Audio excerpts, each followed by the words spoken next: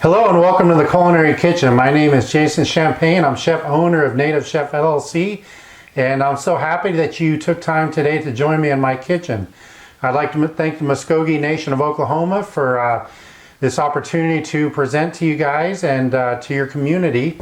And today we're going to be doing a really fun recipe. It's using wild rice, and wild rice is so important to me and my culture and Native American cultures.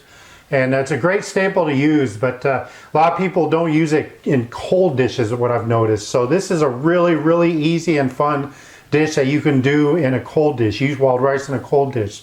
So the one part of the recipe is done. I've got all the ingredients on the recipe. That's number one. When you're doing these recipes at home, make sure you have everything. Go to take a list to the grocery store. Make sure you got everything. And sometimes when you buy larger items like this container of black pepper, well, you're going to get a use out of this probably all year. Okay, so you always have staples that you can reuse again, and everything's in front of me, so I'm looking forward to this one. Thank you again for joining me. Let's get started.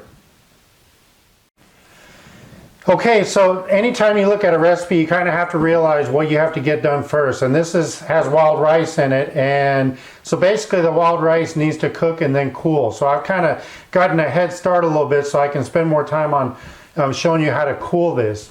So basically I did about 3/4 of a cup of wild rice, and then you want to add about a little over 3-to-1 ratio of water to rice. And this depends on how you like your rice. If you like your rice a little bit more chewier, you add closer to 3-to-1 ratio. If you like it where the kernel's open, then you want to add about a 3.5-to-1 ratio. So this is what I've done. I brought it up to a boil earlier, and then I turned it on low, covered it for about 30 to 35 minutes until most of the water was absorbed, and then I turned it off for about 10 minutes. And then, so basically most of the water's already kind of soaked in here. If you kind of see, there might be a little bit water, but what I tell people with cooking wild rice is it's better to have a little water at the bottom, because at least you didn't scorch it. And you don't want to really scorch wild rice because it kind of costs a lot of money. So you want to make sure that you don't scorch it on the bottom, and a little bit of liquid left is just fine. So now we'll go ahead and cool it.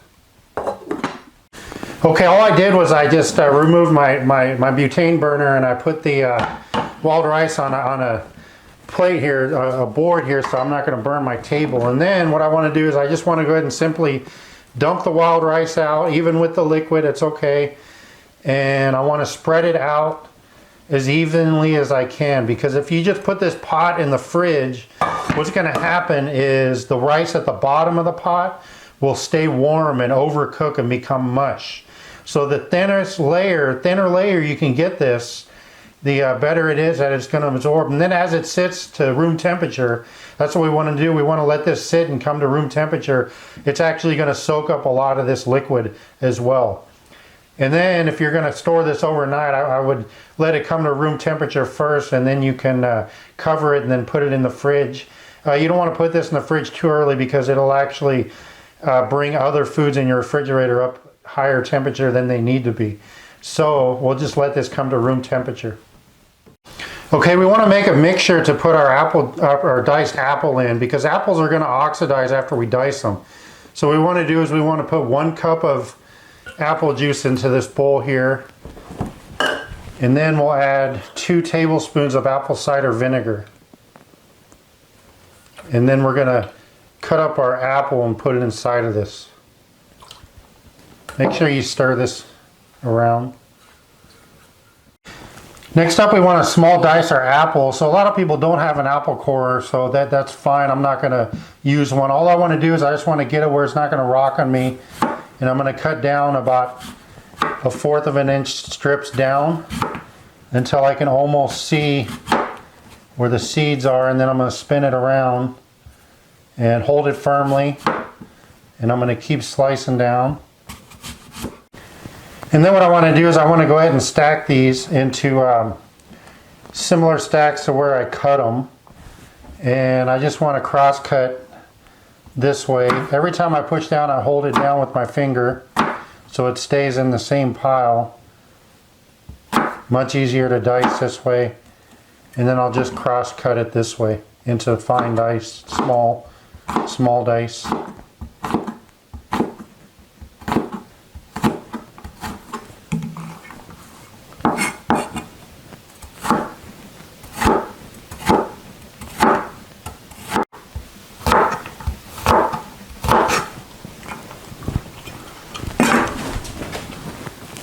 And then once we get them all cut up, put them in our apple juice and apple cider mixture.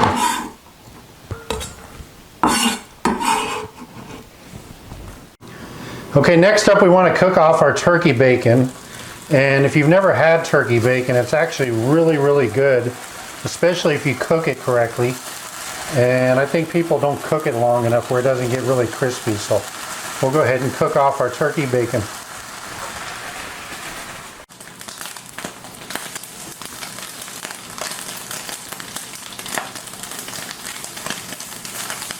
It's been about 2 minutes now. And you want to watch the temperature on these. You don't want to overcook them, but they do need to be cooked to a point where they're going to be crispy. Okay, towards the end here, you want to really keep an eye on these this turkey bacon here, and it's been cooking for about 4 minutes or so, 4.5 minutes, getting close to that. So there's a fine line between burning these and making them crispy. And that's where you want to keep with them right at the end here. They become really crispy, but you got to keep turning them for just about the last few 10-20 seconds.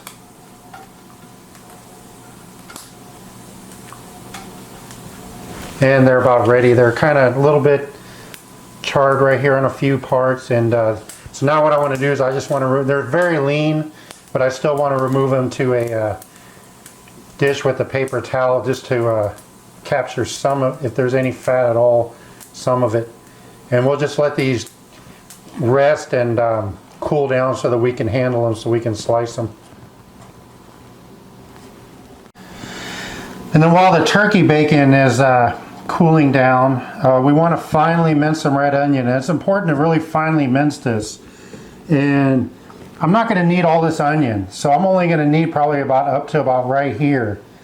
So basically what I want to do is I want to cut as thinly as possible crossways like this, following the curvature of the onion.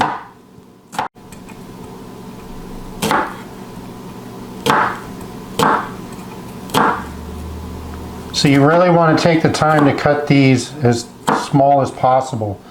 So it's basically only cut about 1 inch in, and now I'm just going to cross cut as thinly as I can. So if there was a word for even smaller than finely minced, this is what you want. You just want it to add color, and you want little bitty finely cut pieces of red onion. What you don't want is big gigantic pieces where people grab a bite and then be overwhelmed with red onion. And now that our turkey bacon is nice and room temperature, you see how crispy this got. It's really crispy. And so basically we'll just stack these on each other, and we want to cut strips this way.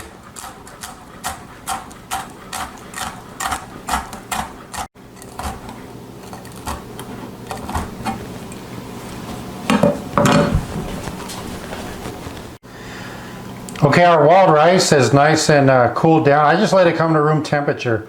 You really don't need to have to put this in the fridge. It's cooled down now, and as you can see, there's hardly any water left at all.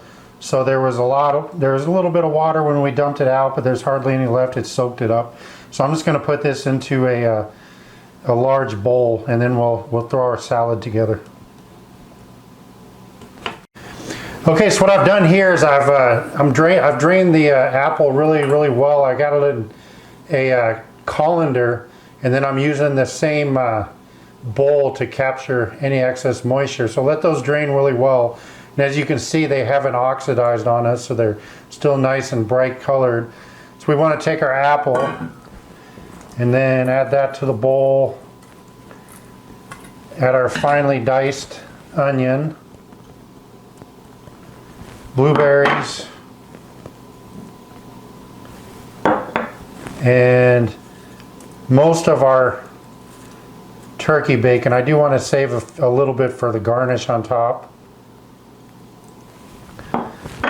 And we'll toss this.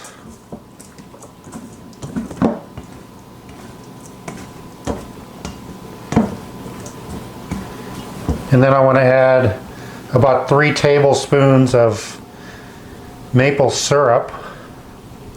So we're trying to use less salt in this dish, and then alternate a flavor of the maple syrup in place. And then you'll have the juice from the blueberries. Stir this really well. And then we'll add our 1/4 teaspoon of sea salt and actually that was 1/2 teaspoon of sea salt and a 1/4 teaspoon of black pepper. Really mix this together well.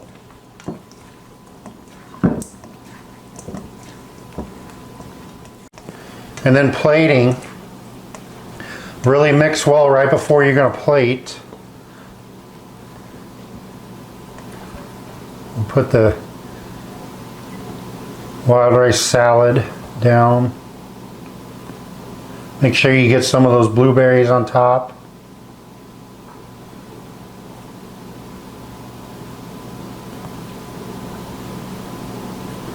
And then we'll garnish with a little bit of our leftover turkey bacon.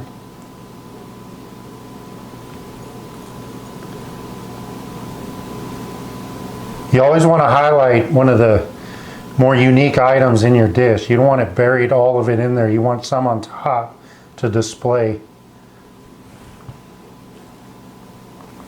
And then we'll just finish up with just a little bit of chopped sliced green onion scallions. Just a little bit for a nice garnish. Most of my dishes you won't ever see me not use a garnish. Most of them I do. Just helps finish the dish, and it's so easy to do and simple.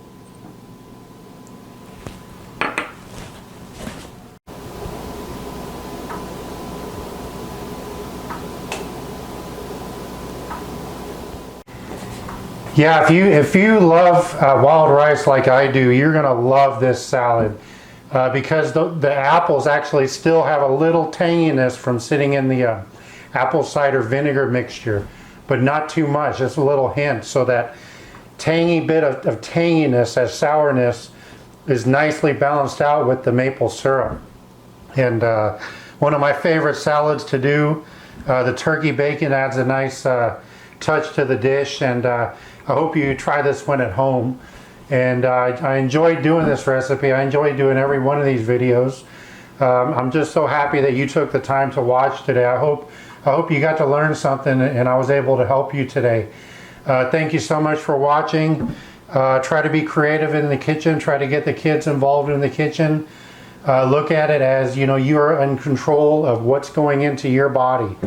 There's none of these preservatives, none of all this other stuff that's going in there.